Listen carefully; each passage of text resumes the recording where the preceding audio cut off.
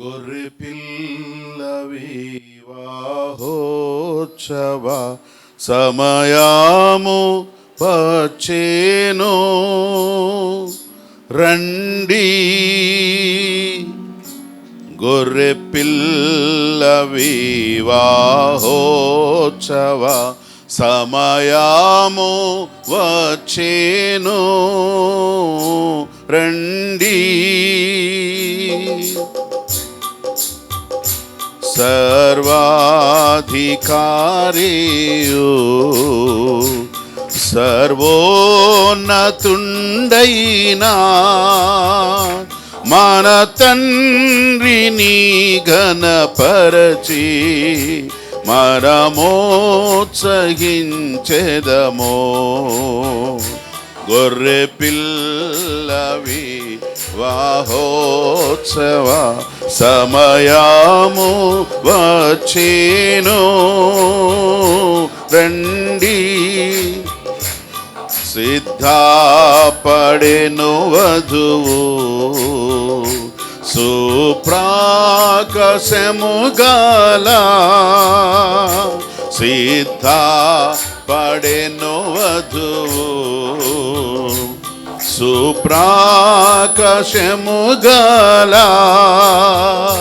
నిర్మల వస్త్రములతో నాలంకరించుకొనే, నిర్మల వస్త్రములతో నాలంకరించుకొనే. గొర్రె పిల్ల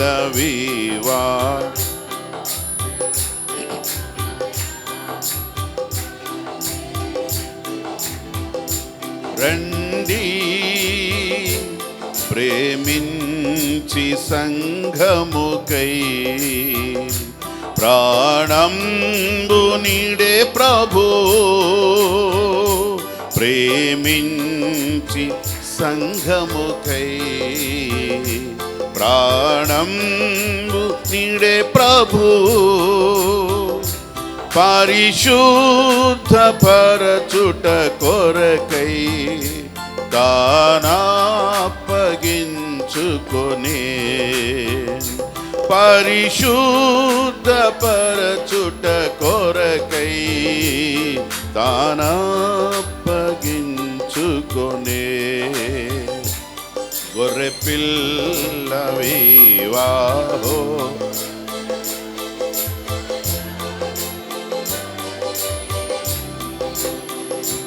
రండి. యేసు క్రీస్తుండే సంఘమునకు శిరసు, శ్రీ యేసు క్రీస్తుండే సంఘమునకు శిరసు, వాక్యావుదకము తోడా శుద్ధి పరచుచుండే, వాక్యావుదకము తోడా శుద్ధి పరచుచుండే. అందరం పాడదాం. గొర్రె పిల్ల వివాహోత్సవ సమయము వచ్చెను, రండి. గొర్రె పిల్ల వివాహోత్సవ సమయము వచ్చెను, రండి. ఆమేన్, హల్లెలూయా. రెండు చేతులెత్తి దేవునికి స్తోత్రం చెబుదాం. రెండు చేతులెత్తి దేవునికి స్తోత్రం చెబుదాం. ఇంకా బాగా దేవునికి స్తోత్రం చెబుదాం. ప్రైజ్ ది లార్డ్, హల్లెలూయా. ఈ ఉదయకాల సమయంలో మనము చదువుకున్న వాక్య భాగము ప్రభు అయినటువంటి యేసు క్రీస్తు వారి గురించి, పెండ్లి కుమారుడుగా ఏ విధంగా ఆయన సంతోషించగలుగుతాడో ఆ సందర్భాన్ని ఒక అలంకార రీతిగా చెప్పబడినటువంటి ఒక అద్భుతమైనటువంటి మాటను మనం చదువుకున్నాం. మరొకసారి వచ్చిన భాగాన్ని మనం చదువుదాం. సియోను కుమార్తెలారా వేంచేయుడి, కిరీటము ధరించిన సొలొమోను రాజుని చూడుడి. వివాహ దినమున అతని తల్లి అతనికి పెట్టిన కిరీటమును చూడుడి. ఆ దినము అతనికి బహు సంతోషకరము. స్తోత్రం చెప్పండి, హల్లెలూయా. చదవబడినటువంటి వాక్య భాగములో ముగ్గురు వ్యక్తులు కనబడుతున్నారు. ఒకటి సియోను కుమార్తెలు, రెండవది సొలొమోను రాజు, మూడవది ఆయన యొక్క తల్లి. అక్కడ ముగ్గురు ఉన్నారని చెప్పండి. నంబర్ 1 సియోను కుమార్తెలు, నంబర్ 2 సొలొమోను రాజు. ఆ తల్లి గురించి కొంచెం గట్టిగా చెప్పండి. Very good. ఈ వచ్చిన భాగంలో ఒక సందర్భం కనబడుతుంది. ఏంటి ఆ సందర్భం అంటే వివాహ దినము. చెప్పండి, ఏంటది? అది సందర్భం. ఈ సందర్భంలో జరిగిన 2 విషయాలు కనబడతాయి. ఏదైనా ఒక విషయం జరగాలని సందర్భం ఉండాలి కదా. కాబట్టి జరిగిన సందర్భంలో 2 విషయాలు జరిగాయి. ఒకటి, అతని తల్లి ఆయనకు ఒక కిరీటము ధరింపజేసింది. నంబర్ 2, ఆయనకి అది ఎంతో సంతోషం. స్తోత్రం చెప్పండి, హల్లెలూయా. సింపుల్గా ఒక లైన్లో చెప్పాలనుకున్నట్లయితే, సొలొమోను రాజు గారికి వివాహ సమయం వచ్చింది. వివాహ సమయమున అతని తల్లి అతనికి ఒక కిరీటం పెట్టింది. ఆ కిరీటము ఆయనకి ఎంతో సంతోషం కలిగించింది. ఆ సందర్భాన్ని ఆ తల్లి చెప్తున్నారు, రండి యెరూషలేము కుమార్తెలారా, వచ్చి చూడండి, సంతోషించండి, నాతో కలిసి సంతోషించండి. ఈ సందర్భాన్ని మనం గుర్తు చేసుకున్నట్లయితే ఒక వ్యక్తి యొక్క సంతృప్తి ఇందులో కనబడుతుంది. ఒక సంఘం యొక్క సంతృప్తి, ఒక కుటుంబం యొక్క సంతృప్తి ఇందులో కనబడుతూ ఉంది. యేసుక్రీస్తు వారి లోకంలో ఉన్నప్పుడు చెప్పారు, మీలో ఎవరైనా ఒక వ్యక్తికి 100 గొర్రెలు ఉన్నట్లయితే ఒకటి తప్పిపోతే దొరికినప్పుడు తన స్నేహితులందరినీ కూడా పిలిపించుకొని సంతోషపడతాడు. దేవునికి స్తోత్రం. 10 వెండి నాణ్యాలు పోగొట్టుకున్నటువంటి వ్యక్తికి ఒకటి పోగొట్టుకున్నప్పుడు దొరికినట్లయితే తన ప్రక్కన వాళ్ళందరినీ కూడా పిలిపించుకొని సంతోషిస్తుంది. అలాగే ప్రియమైన దేవుని బిడ్డలారా, సంతోషించడానికి అనేకమైన కారణాలు ఉంటాయి. మరి ముఖ్యంగా పెళ్లి కొడుకు సంతోషించడం. నేను చాలా చోట్ల చూశాను, పెళ్లి కొడుకు చాలా గలిబిలిగా ఉంటాడు పెళ్లి రోజు. ఎందుకంటే దానికి ముందు చాలా ప్రెజర్స్ ఉంటాయి, ఒత్తిడులు ఉంటాయి, చాలా సమస్యలు ఫేస్ చేసి ఉంటాడు, ఎన్నెన్నో ప్రాబ్లమ్స్ ఫేస్ చేసి ఉంటాడు. సో పెళ్ళికి ముందు పెళ్లి కుమారుడు చాలా సమస్యలు ఫేస్ చేస్తారు. పెళ్లి కుమార్తె తక్కువ కాదు. వివాహం అనేది చాలా ఘనమైంది కనుక ఘనమైన కార్యం జరిగే ముందు చాలా ప్రాబ్లమ్స్ ఫేస్ చేస్తాం, ఛాలెంజెస్ ఫేస్ చేస్తాం. వాటన్నిటినీ చేసిన తర్వాతే ఒక సక్సెస్, సంతోషాన్ని దేవుడు మనకు అనుగ్రహిస్తాడు. దేవునికి స్తోత్రం. పెళ్లి కుమారుడు సంతోషంగా ఉన్నాడు అని అంటే అర్థం ఏంటంటే ఆయనకి ఏదో జరిగింది, ఆ జరిగిన దాన్ని బట్టి ఆయన సంతోషంగా ఉన్నాడు. సో అందుకని వచ్చిన భాగంలో మనం ఒక్కొక్కటి మనం ధ్యానించినట్లయితే ఈరోజు మన వర్తమానానికి నేను అనుకుంటున్నటువంటి అంశం ఏంటంటే దేవుణ్ణి సంతోష పెట్టగలిగే కిరీటంలాగా మనము కూడా ఉండాలి, లేక పెళ్లి కుమారుడైన యేసుక్రీస్తును సంతోష పెట్టగలిగిన కిరీటముగా మనం కూడా ఉండాలి అనేది ఈరోజు మన యొక్క వర్తమానం యొక్క అంశమై ఉన్నది. మనం గమనించినట్లయితే ఇక్కడ సొలొమోను రాజు కనబడుతున్నాడు. ఆయనకి వివాహ సమయము వచ్చింది కనుక పెళ్లి కుమారుడి యొక్క తల్లి అయినటువంటి వ్యక్తి అనేకుల్ని ఆహ్వానిస్తున్నారు. ఎవరిని ఆహ్వానించారు అనంటే సియోను కుమార్తెలారా. చెప్పండి, ఎవరిని ఆహ్వానించారు? సియోను కుమార్తెలు అని బైబిల్లో అనేక సందర్భాల్లో దేవుని ప్రజలు, ఇశ్రాయేలు జనాంగమును గురించి ఎక్కువగా వాడబడిన సందర్భాలను మనము చూడగలుగుతాం. అందుకనే 2వ సమూయేలు గ్రంథం 1వ అధ్యాయం 24వ వచనములో ఇశ్రాయేలు కుమార్తె అని పిలుస్తూ ఉన్నారు. యెషయా గ్రంథం 10వ అధ్యాయం 32వ వచనములో చూచినప్పుడు సియోను కుమారి అని దేవుని ప్రజలను సంబోధిస్తూ ఉన్నారు. విలాప వాక్యములు 2:11లో చూచినప్పుడు నా జనుల కుమారి, నా జనుల కుమారి లేక దేవుని ప్రజలు అని పిలువబడడాన్ని మనం చూస్తాం. లూకా సువార్త 23వ అధ్యాయము 28వ వచనములో కూడా యెరూషలేము కుమార్తెలారా మీరు మీ పిల్లల విషయమై ఏడవండి, మీరు నా గురించి ఏడవనక్కరలేదు అని యేసు ప్రభువారు చెప్పిన సందర్భాన్ని మనము చూస్తూ ఉన్నాం. మత్తయి సువార్త 21వ అధ్యాయం 5వ వచనములో సియోను కుమార్తెకు తెలియచేయండి, నీ రాజు గాడిద మీద ఎక్కి సాత్వికుడుగా వస్తున్నాడు. ఈ వార్త సియోను కుమార్తెకు తెలియజేయండి. సియోను కుమార్తె అనగా దేవుని ప్రజలు, యూద జనాంగం, దేవుడు ఏర్పాటు చేసుకున్నటువంటి ఇశ్రాయేలు జనాంగమై ఉన్నారని మనం చూస్తున్నాం. ఓవరాల్గా కొత్త నిబంధనలో మనం గమనించినట్లయితే వీరు సియోను కుమార్తె, యెరూషలేము కుమార్తె అనగా యేసుక్రీస్తు వారి యొక్క సంఘమై ఉన్నది. అందుకనే సంఘానికి ఒక ఆహ్వానం ఈ రోజున, సియోను కుమార్తెలారా రండి రండి. ఎందుకు అంటే నా కుమారుని చూడండి, ఆయన చాలా సంతోషంగా ఉన్నాడు. కారణం, కిరీటము ధరించి వివాహం కొరకు సిద్ధంగా ఉండి ఆయన సంతోషంగా ఉన్నాడు. దేవునికి స్తోత్రం. నా కుమారుడు లేక రాజు సంతోషంగా ఉండడాన్ని చూడండి.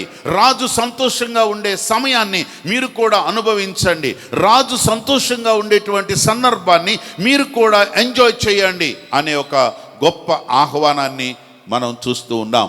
ఈ ఉదయకాల సమయంలో దేవుని బిడ్డలుగా మనం కూడా మన విషయమై దేవుడు సంతోషపడే సందర్భాన్ని మనం కూడా చూచి సంతోషించాలి. దేవునికి స్తోత్రం.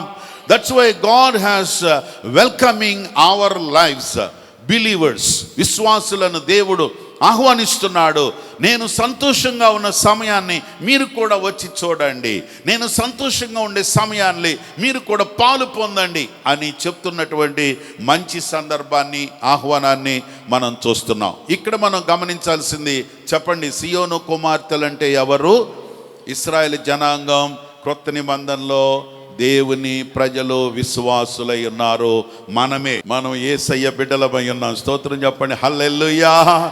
సియోను కుమార్తెలనగా దేవుడు ఎన్నుకొని, దేవుడు ఏర్పాటు చేసుకొని, ప్రత్యేకపరిచి, ఒక దేశములో స్థిరపరిచి, వారిని ఆశీర్వదించి, వారి కొరకు వాగ్దాన దేశమునిచ్చినటువంటి దేవుడు నీ కొరకు, నా కొరకు, మనందరి కొరకు కూడా ఒక ప్రత్యేకమైన కార్యము తలపెట్టిన దేవుని పిల్లలై ఉన్నాం మనం. దేవునికి స్తోత్రం.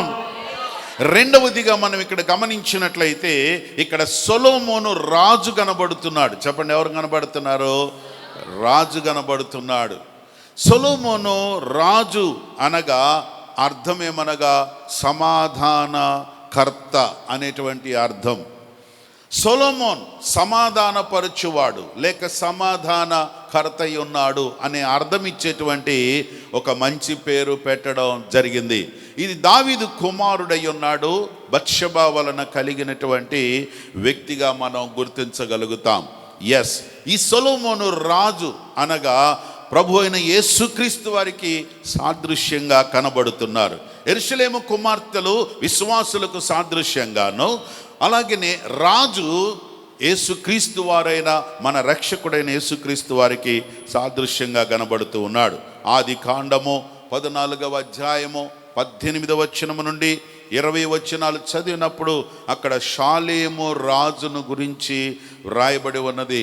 షాలేం, షాలోం, సమాధానము అనగా, ప్రియ దేవుని బిడ్డలారా, షాలేము రాజు అనగా యేసుక్రీస్తు వారు, మన రాజు, మన రక్షకుడైన యేసుక్రీస్తు వారు సమాధానపు రాజు అయి ఉన్నాడు. దేవునికి స్తోత్రం. మన రాజు సమాధానపు రాజు. చెప్పండి, మన రాజు ఎవరు? సమాధానాన్ని కోరేవాడు, సమాధానాన్ని ఇచ్చేవాడు, సమాధానాన్ని స్థిరపరిచేవాడు, సమాధానానికి కర్త అయి ఉన్నాడు. దేవునికి స్తోత్రం.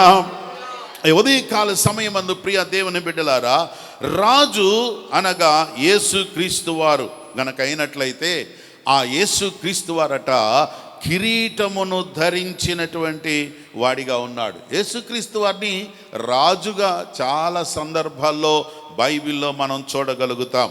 జకర్యా గ్రంథం 9వ అధ్యాయం 9వ వచనంలో కానీ 10వ వచనంలో చూచినప్పుడు, ఇదిగో నీ రాజు వచ్చుచున్నాడు మీ మధ్యలోనికి, సియోను కుమార్తెకు తెలియజేయుడి అనేటువంటి జకర్యా గ్రంథం 9, 10 వచనాల్లో మనం చదువుతాం. తిమోతికి రాసిన మొదటి పత్రిక 6వ అధ్యాయము 15వ వచనము, ప్రకటన గ్రంథం 17వ అధ్యాయము 14వ వచనం, 19వ అధ్యాయం 16వ వచనములో కూడా మనం చూసినప్పుడు రాజులకు రాజు, ప్రభువులకు ప్రభువైన దేవుడై ఉన్నాడు మన యేసయ్య. దేవునికి స్తోత్రం.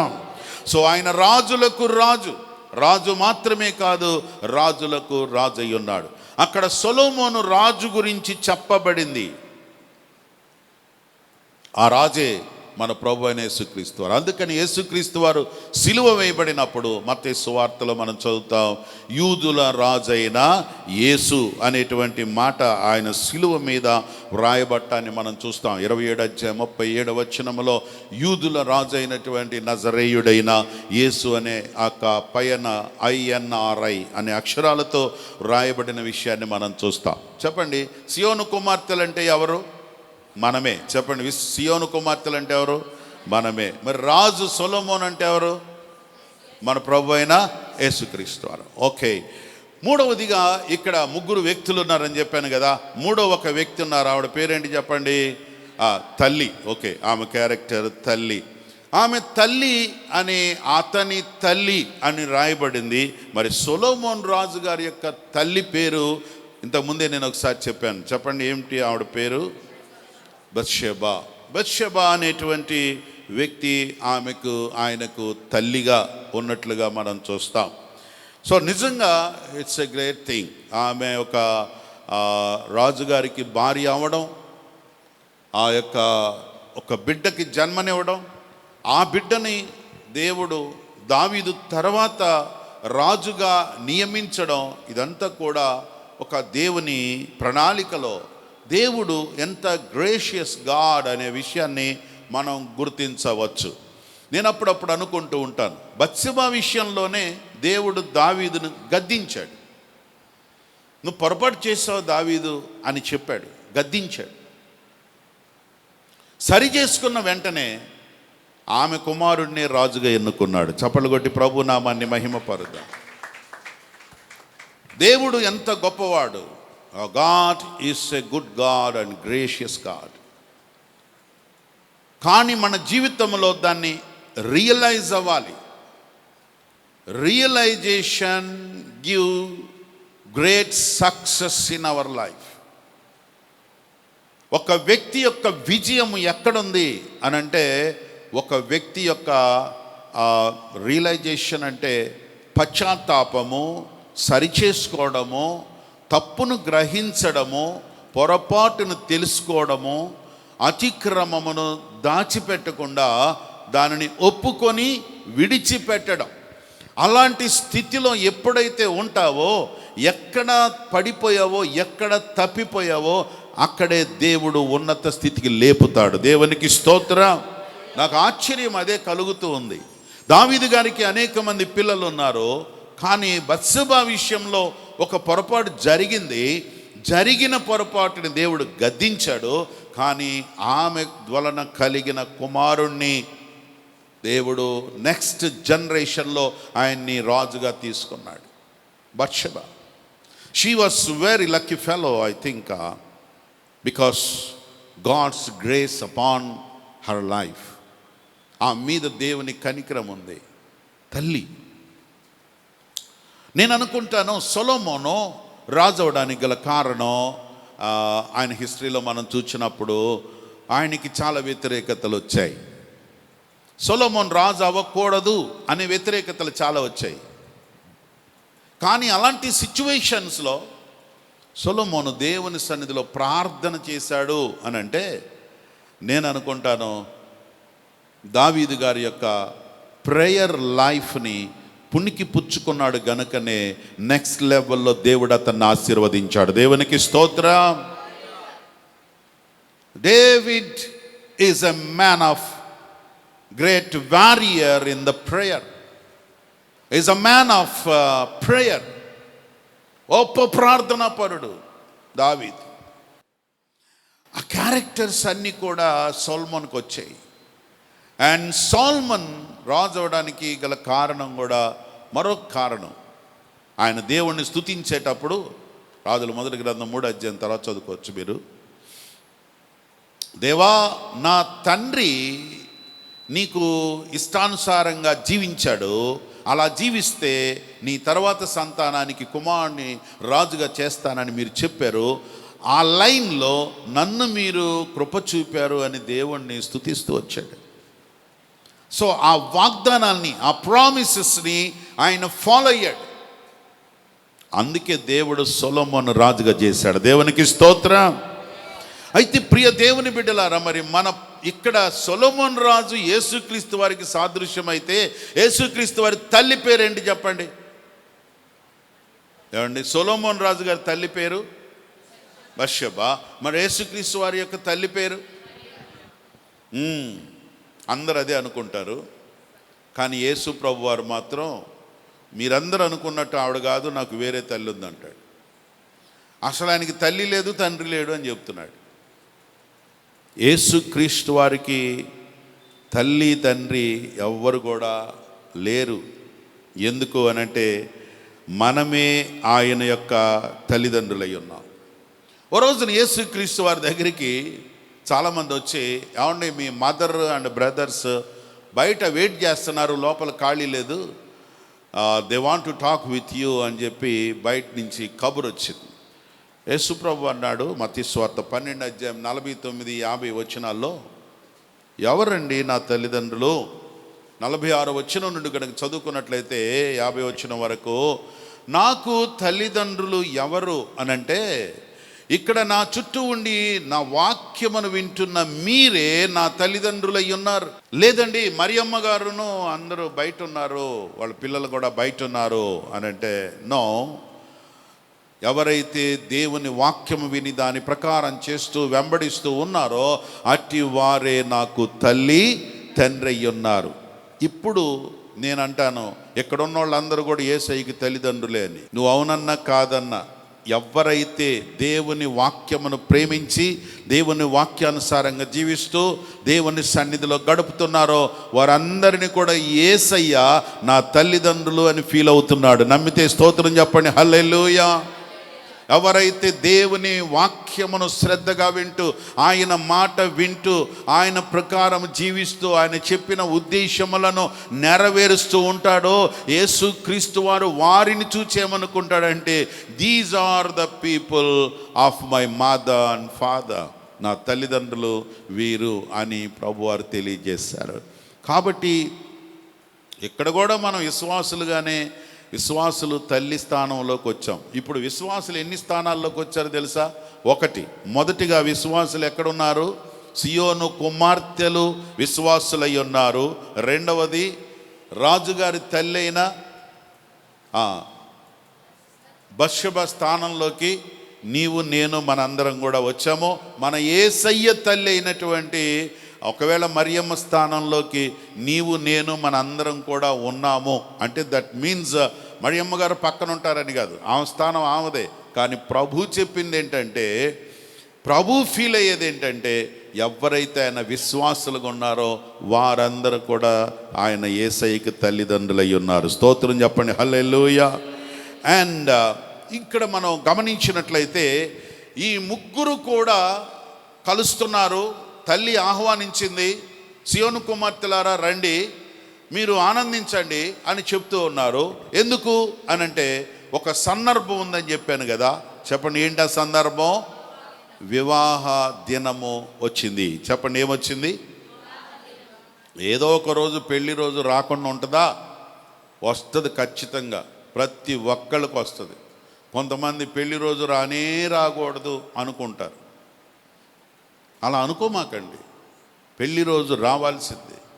ఎందుకంటే వివాహాన్ని దేవుడు ఘనపరిచాడు, వివాహ జీవితాన్ని ఘనపరిచాడు. వివాహము అన్ని విషయాల్లో ఘనంగా ఎంచాలి అని చెప్పాడు. కాబట్టి వివాహం లేకుండా ఉండండి అని మాత్రం చెప్పలేదు.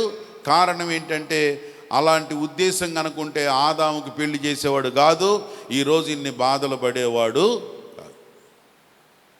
ఏంది అలా చూస్తున్నాడు, పెళ్లి చేసుకొని నేనేదో బాధపడుతున్నాడు అన్నట్టు. నేను నా గురించి చెప్పలేదు, ఆదాము గురించి చెప్పాను. అన్ని బాధలు పడ్డాడు కదా ఆయన. ఏదైనా తోటలో నుంచి బయటికి గెంటేయబడ్డాడు, చెమటోడ్చి కష్టపడి సంపాదించి కుటుంబాన్ని పోషిస్తూ వచ్చాడు కదా. మరి పురుషులకి అంత కష్టం ఎక్కడి నుంచి వచ్చింది అనుకుంటున్నారు? ఆ దేవుని ఆశీర్వాదం. అందుకే వాళ్ళని గౌరవించాలి, వాళ్ళని రెస్పెక్ట్ చేయాలి.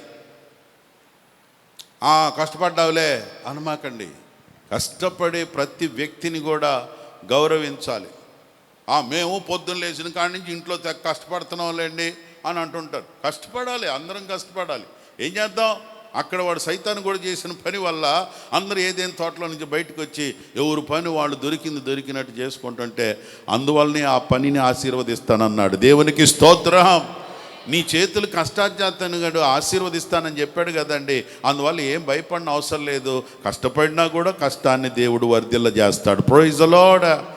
సో వివాహ దినం అనేది ఒక రోజు వస్తుంది. వివాహ దినమున వివాహ కాలము వచ్చింది. వివాహ కాలం వచ్చినప్పుడు కొంతమంది చాలా దిగులు పడిపోతారు. పరమగీతాల గ్రంథంలో 8వ అధ్యాయం 8వ వచనంలో కొంతమంది బ్రదర్స్ వాళ్ళ సిస్టర్ గురించి బాధపడుతున్నారు. మాకు ఒక చిన్న చెల్లెలు ఉన్నది. 8వ వచనం చదవండి. మాకు ఒక చిన్న చెల్లి, అంటే పెద్ద చెల్లికి పెళ్ళి అయిపోయినట్టుంది. చిన్న చెల్లెలు ఉన్నది, దానికి ఇంకా వయసు రాలేదు. అరే పెళ్లి కాలం వచ్చినప్పుడు మేము దాని విషయంలో ఏమి చేద్దామని అన్నదమ్ములందరూ కొట్టుకులాడుతున్నారు, తల్లిదండ్రులు అందరూ కొట్టుకులాడుతున్నారు. వీళ్ళు మాత్రం ఇప్పుడు పెళ్లి గురించి ఆలోచించబాకండి, నేను బాగా ఉద్యోగం చెయ్యాలి, చదువుకోవాలి, హైదరాబాద్ పోవాలి, నా ఫ్రెండ్స్ అందరితో కలిసి రూమ్ తీసుకోవాలి, రూములో ఉండి సర్చింగ్ చేయాలి. ఏంది నువ్వు సర్చింగ్ చేసేది? Job searching అంటండ్రి. 2 ఏళ్ళు 3 ఏళ్ళు అమ్మగారు నాన్నగారు సంపాదించి ఇదంతా తీసుకెళ్ళి రూములో పెడతండ్రి. 2 సంవత్సరాల తర్వాత కూడా సర్చింగ్ ఉంటుంది కానీ జాబ్ ఉండట్లేదు. సో ఇది పాపం. సరే పెళ్లి జోలికి వెళ్ళటం లేదు. మాలాంటి పెద్దవాళ్ళకేమో వయసు వస్తుంది, వీళ్ళ పెళ్ళి ఎలాగా, వయసు వస్తుంది, వీళ్ళకి సంబంధాలు ఎలాగని మేమేమో బాధపడుతుంటాం. అందులో నాకు ఎవరు యవనస్తులు కనపడినా కూడా ముందు పెళ్ళి అయిందా అని అడుగుతారు. సార్ మీరు పొద్దుగా పెళ్లి గురించి అడగబాకండి, ఉద్యోగమే లేదా అంటున్నారు వాళ్ళు. లేకపోతే ఏంటంట, మన సంఘంలోనే ఒక అమ్మాయి ఉండేది, పెళ్లి చేసుకొని 3వ నెలలో ఉద్యోగం కోసం ఎక్కడో ట్రైనింగ్కి వెళ్ళిపోయింది నంద్యాలని. ఆ పిల్లోడెవడా నా బాధలు పడుతున్నాడు. 2 ఏళ్ళు అయిపోయింది, ఉద్యోగం లేదు. టెస్టుల మీద టెస్టులు రాసి 3 ఏళ్ళు అయిపోయింది. ఇంట్లో గొడవ. ఇదేంట్రా అమ్మాయి లేచిన కాడి నుంచి ఆడాడో కోచింగ్ అని పోతుంది ఏంట్రా? ఇంట్లో గొడవలు, అలజళ్ళు, ఏడ్చుకుంటా ముక్కు చీదుకుంటా ఫోన్ చేసింది ఒకరోజు. నువ్వు మర్యాదగా ఇక్కడికి రా అని చెప్పాను. కూర్చోబెట్టి కౌన్సిలింగ్ ఇచ్చాను. ఉద్యోగం లేదు, సద్యోగం లేదు, ముందు భార్య పిల్లలు భర్త కుటుంబం కావాలి, మీ ఇద్దరు పిల్లల్ని కానండి ముందు, నేను తర్వాత చెబుతానని చెప్పాను. పెళ్లి చేసింది నేనే కదా, ముందు 2 పిల్లల్ని కనండి తర్వాత చెబుతానని చెప్పి. మరి ఉద్యోగమా? ఉద్యోగం తర్వాత సంగతి, నువ్వు ముందు ఇది చెయ్యి అని చెప్పి. సరేనండి వెళ్ళారు. కరెక్ట్గా 2 కనేశారు. అందరూ హ్యాపీగా ఉన్నారు.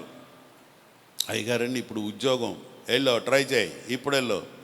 అంతే, వెళ్ళిన 3 నెలలకి సక్సెస్ అయ్యి వచ్చేసింది. ఇప్పుడు ఉద్యోగం చేస్తుంది. నిన్నగాక మొన్నాళ్ళు ఇంటికి వెళ్ళి వచ్చాను, మంచి పప్పలు పెట్టింది, హ్యాపీగా తినేసి వచ్చాను. పిల్లలందరూ తాతయ్య తాతయ్య, అప్పుడే వచ్చి వెళ్ళిపోతున్నావా? ఇదేంట్రా నన్ను అప్పుడే తాతయ్య చేశాను. ఆ పిల్ల అంటుంది, తాతయ్య ఏంటి అప్పుడే వెళ్ళిపోతున్నాడు అంటుంది. చూసావా, 6 నెలలకో 3 నెలలకో 5 నెలలకో కలుస్తాను వాళ్ళని. అప్పటికి కలవను, సంవత్సరానికి ఒకసారి కూడా కలవను. కానీ చూశారు, అది చెప్పిన మాట ఏనండి. పెద్దోళ్ళు ఏడుస్తున్నారు, అన్నలు ఏడుస్తున్నారు, మా చెల్లెలు ఉంది పెళ్లి చెయ్యాలా ఎలాగా అని దిగులు పడుతున్నారు. చేసుకొని అందరినీ సంతోష పెట్టండి. దేవునికి స్తోత్రం. అంతేగాని నా ఇష్టం, నేను తర్వాత చూస్తాను అంటే ఏందన్నమాట. తర్వాత చూసేది ఏంటి? ముందు ఎవరు నన్ను చూసావా?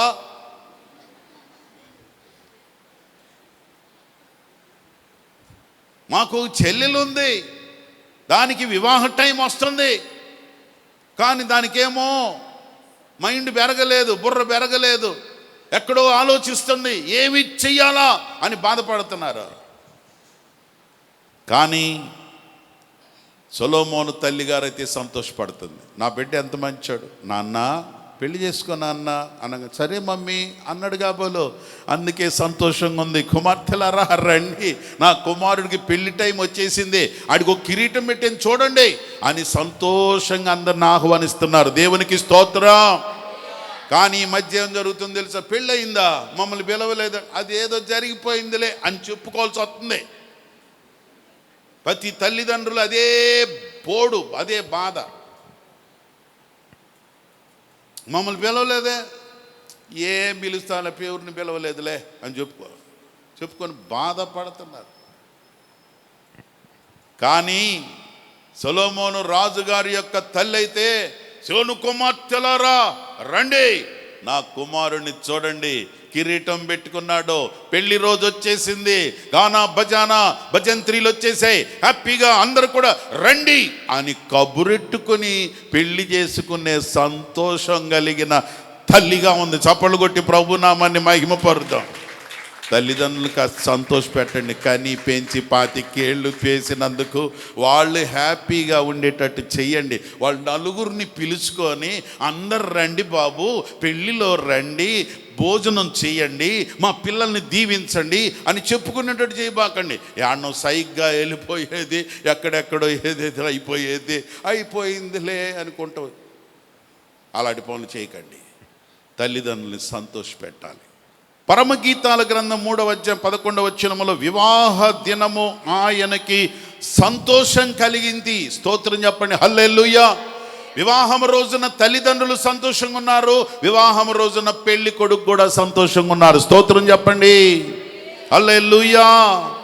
ఆ సమయము అందరికీ సంతోషమే, అందుకనే పరలోకం కూడా సంతోషిస్తుంది.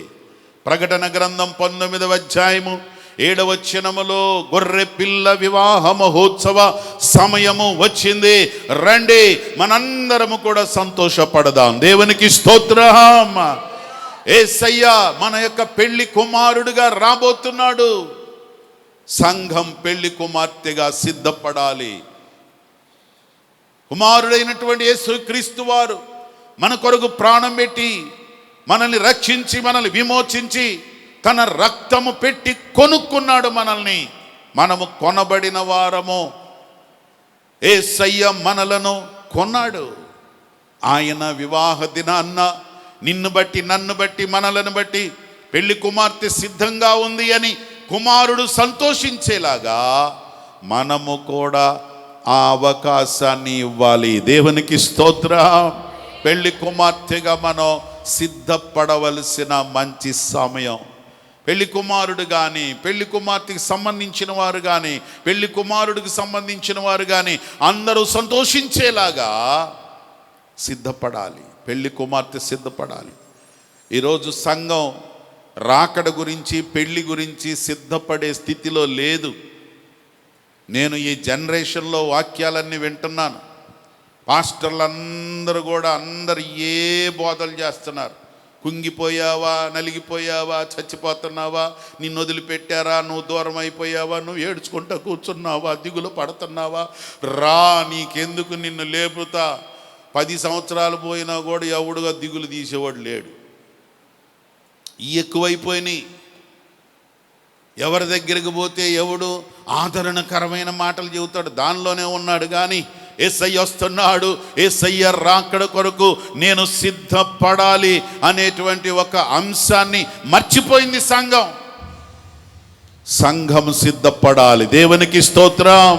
సిద్ధపడుమా ఓ సంఘమా, సిద్ధపడుమా ఓ సంఘమా, యేసు వచ్చు వేళ లేచియుండుమా, క్రీస్తు వచ్చు వేళ వేచియుండుమా. బండ సందున పావురమా, పేటు బీటల పావురమా, ప్రియుడు నిన్ను కోరినాడు, భీతి చెందకుమా. వరుడు నిన్ను కోరినాడు, కలత చెందకుమా. సిద్ధపడుమా ఓ సంఘమా. ఆమేన్. యేసు వచ్చు వేళ వేచియుండుమా, క్రీస్తు వచ్చు వేళ లేచియుండుమా, యేసు వచ్చు వేళ లేచియుండు. ఆమేన్. క్రీస్తు వచ్చు. బండ సందున పావురమా. ఆమేన్. హల్లెలూయా. మనము గమనించినట్లయితే 3 విషయాలు. ఒకటి, అక్కడున్న 3 వ్యక్తులు ఉన్నారు. రెండవది సందర్భం, వివాహ మహోత్సవ దినం. 3వ విషయాన్ని మనం గమనించినట్లయితే సంతృప్తి లేక సంతోషం కలుగుతుంది. అందుకనే ఆ దినమున అతనికి, వివాహ దినమున అతని తల్లి కిరీటము పెట్టెను, అది అతనికి సంతోషము కలిగెను. దేవునికి స్తోత్రం. 3వ విషయాన్ని గమనిస్తే సంతోషంగా ఉన్నాడట. సంతోషానికి కారణం ఏమిటి? కారణం ఏంటంటే అతని తల్లి ఏం పెట్టిందట? కిరీటం పెట్టింది. చెప్పండి, ఏం పెట్టింది? కిరీటం. మరి కిరీటం పెడితే ఎంత సంతోషం. పెళ్లి కొడుక్కి కిరీటం పెట్టి పెళ్లి కూతురికి వడ్డాణం పెడితే ఇంకా చూసుకోండి, మనల్ని మర్చిపోతారు. పెళ్లి పందిరిలో ఉన్న ఎవ్వరు వచ్చినా రాకపోయినా కూడా ఇక వాళ్ళకి అవసరం లేదు. ఎందుకంటే అంత బంగారం అందులో. ఈ రోజుల్లో గనక వడ్డాణం పెట్టినట్లయితే అదిరిపోద్దన్నమాట. ఇక జాలరా నాయన జీవితం అనుకుంటారు. అందుకనే సియోను కుమార్తెలారా రండి, నా కుమారుణ్ణి చూడండి. కిరీటం చూసుకొని భలే సంతోషపడుతున్నాడు. ఆ కిరీటం ఆయనకి సంతోషం కలిగిస్తుంది. ఆ కిరీటాన్ని బట్టి ఆయన చాలా హ్యాపీగా ఉన్నాడు. ఆ కిరీటం ధరించిన దాన్ని బట్టే మూమెంట్ అంతా కూడా మారిపోయింది. రండి, ఆ సంతోషాన్ని షేర్ చేసుకోండి అని పిలుస్తుంది తల్లి. ఏమిటి ఆ కిరీటంలో ఉన్న ఆ గొప్పతనం? ఎవరు ఆ కిరీటం? ఏమై ఉన్నది ఆ కిరీటం? ఆ కిరీటం మన ప్రభు అయిన యేసుక్రీస్తు వారు ధరించబోయే కిరీటం ఏంటో తెలుసా? అది నీవు నేనే అన్న విషయాన్ని గ్రహిస్తే అసలు మనం ఎగిరి గంతేస్తాం. దేవునికి స్తోత్రం. ఫిలిప్పీలకు రాసిన పత్రిక 4వ అధ్యాయం 1వ వచనములో చూచినప్పుడు, ఫిలిప్పీ పత్రిక 4వ అధ్యాయం 1వ వచనం చదువుదాము. కావున నేను అపేక్షించు సోదరులారా, నా ఆనందమును నా కిరీటమును అయ్యున్నటువంటి నా ప్రియులారా, ప్రభువునందు స్థిరులయ్యుండుడి.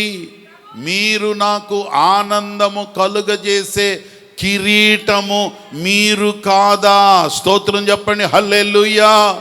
ఒక దైవ సేవకుడు అంటున్నాడు, సంఘాన్ని చూచి సంఘమే నా కిరీటము, విశ్వాసులే నా కిరీటము, దేవుని భక్తులే నాకు కిరీటము, రక్షించబడిన వారే కిరీటము, మార్పు చెందిన వారే కిరీటము, మనస్సు మార్చుకున్న వారే కిరీటము.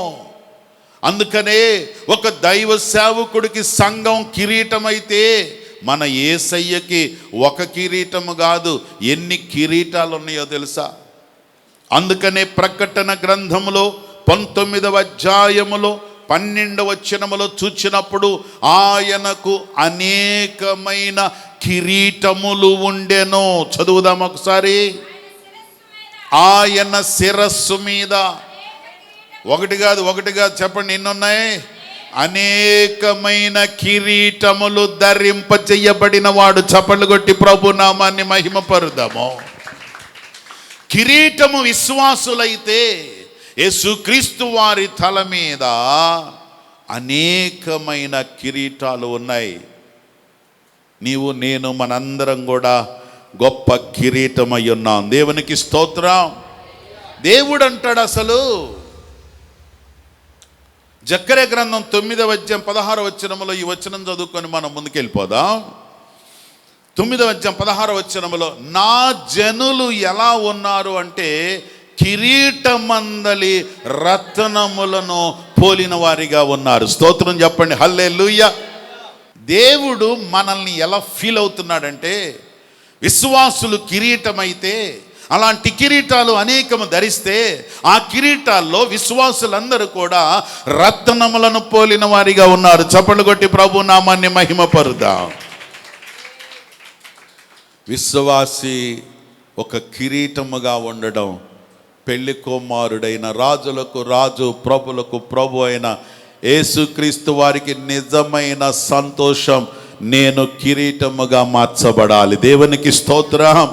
అందుకే ఈరోజు దేవుని వాక్యములో దేవుని సంతోష పెట్టగలిగిన కిరీటములాగా మనం ఉండాలి.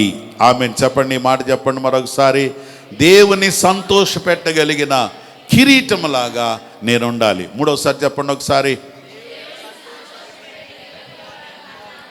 కళ్ళు మూసుకొని ప్రార్థన చేద్దాం. ప్రేమగల మా తండ్రి, మీకు స్తోత్రాలు. మీరు మమ్మల్ని ప్రేమించి మీరు ఇచ్చిన వాక్యమును బట్టి స్తోత్రాలు ప్రభువా. నాయనా, పెళ్లి కుమారుడైనటువంటి రాజులకు రాజు ప్రభులకు ప్రభు అయినటువంటి మీరు కిరీటధారుడుగా ఉన్నారు.